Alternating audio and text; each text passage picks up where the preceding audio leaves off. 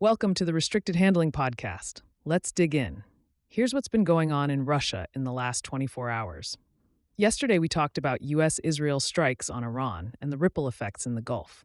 Today, here's an update. Ukraine continues to back those strikes, calling them a smart move against a regime pursuing missiles and nuclear capability.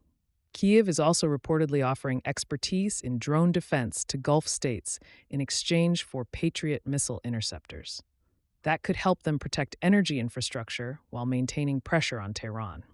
Meanwhile, the U.S. is still holding back Tomahawk cruise missiles from Ukraine.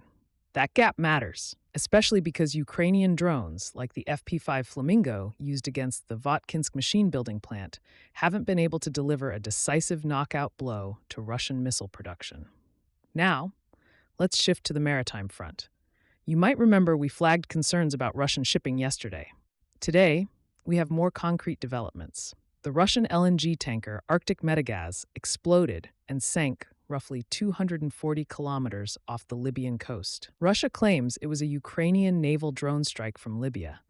30 crew members survived, but the incident underscores just how exposed Moscow's shadow fleet is. This isn't the first time Ukrainian drones have reached into the Mediterranean. They've hit Russian vessels in the past, but this scale is something new. On the energy side, Putin is musing about halting gas exports to Europe. He's linking it to higher Middle East prices from the Iran crisis and hinting that pivoting sales to China or other markets could be more profitable. It's a very thinking out loud moment, classic Kremlin-style theater, but it does reflect the precarious balance Russia is trying to maintain between sanctions pressure, energy revenues, and military financing.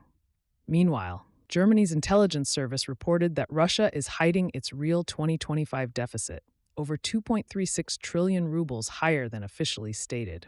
And Moscow City announced 15% layoffs and a 10% reduction in investment spending. So yes, the old Soviet-era habit of hiding economic pain is alive and well.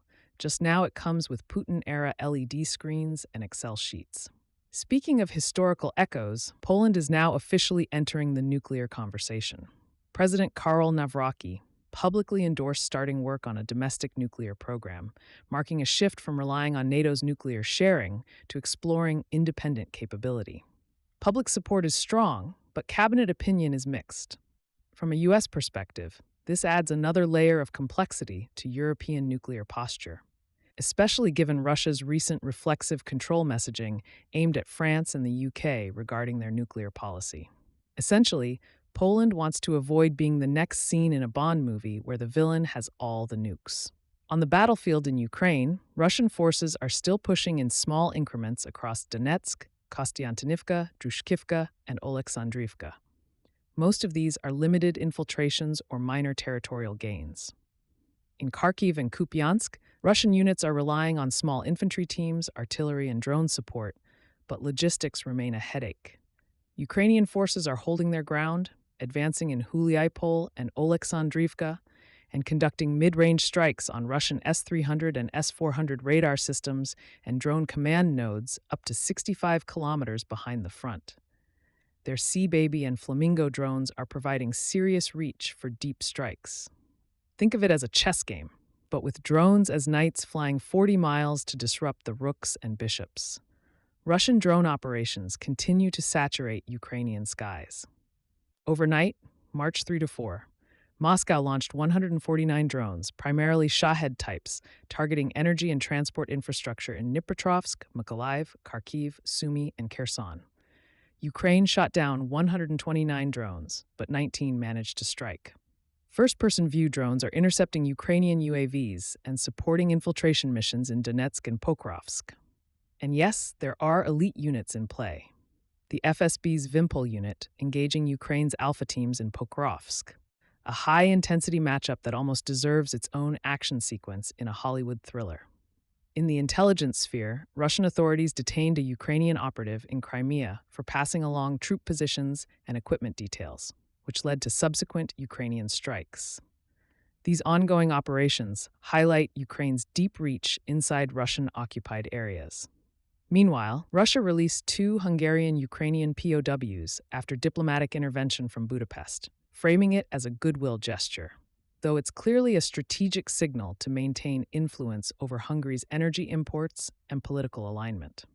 Ukraine's F-16s had a notable gap recently. For over 3 weeks in late November and December, their AIM-9 Sidewinder missile supply ran dry. Pilots relied on rotary cannons and decades-old legacy missiles while Russia was ramping up winter drone strikes against energy and infrastructure. Supplies were restored in December, but with U.S.-Iran tensions, there's concern about future missile availability.